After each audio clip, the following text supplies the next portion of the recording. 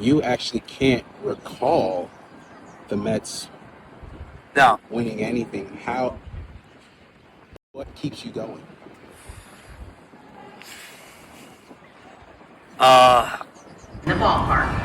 Items larger than 16 inches by 16 inches by 8 inches.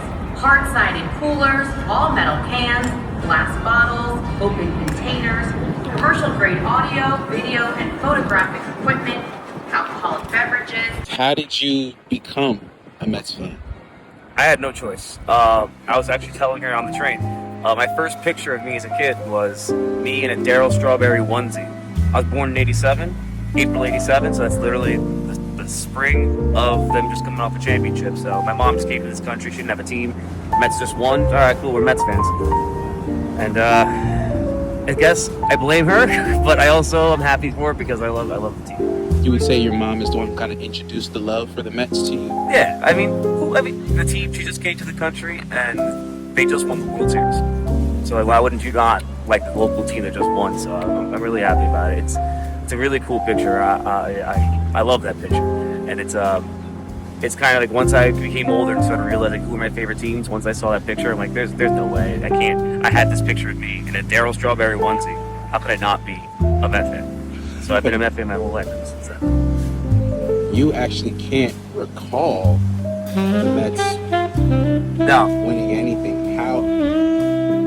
What keeps you going?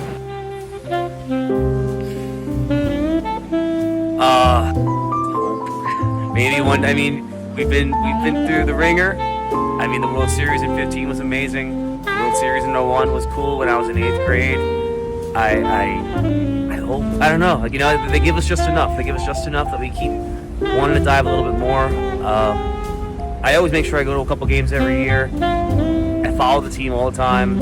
Last year was a heartbreak, and I just want once, you know, like, it'd be so nice to, you know, invest all that time, all that energy, all that emotion to the team to see it win. I can't imagine just waking up in the morning and be like, all right, I'm Yankees. Like, I've had enough of this. Like, no, that's like, you can't do that. You can't do that. You've been in it. You're neck deep, and you gotta pull yourself out. And I think one day they will. Is there anyone who you would like to pass your love of the Mets on to?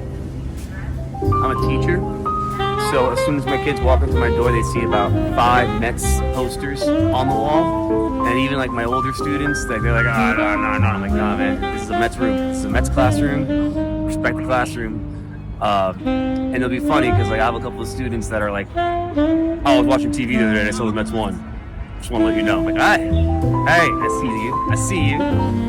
But no, I mean, I've got family and nephews, and hopefully, you know, kids of my own one day, teach them the struggles and the love of being a Mets fan. Has there ever been a time where maybe things were tough, maybe there was a challenge, but kind of getting away, if the Mets helped you through it, anything like that? I remember there was a time where I was living with somebody, but I had a girlfriend. We ended up breaking up, and I think that was the summer. It happened during the summer, and I think I went to the most Mets games that summer. And maybe it was just a way to get away from things. Maybe it was just a little bit of time off. Maybe it's just like, I don't want to think about that anymore. But I remember that summer really well. I remember going to as many Met games as I could that year. There was something to do, and just kind of like clear my head a little bit, and like kind of go to what makes me feel comfortable and makes what I love. And the team wasn't good that year at all, but at least it was a little bit of home. I always remember. Yeah. You know, they say Mets fans are the most loyal fans, and that's a highlight of how they are in real life, too. Thought it was Jets fans. Well, we're both. We're Jets fans, too. Wow. I get it. That's loyalty all the way. Another problem.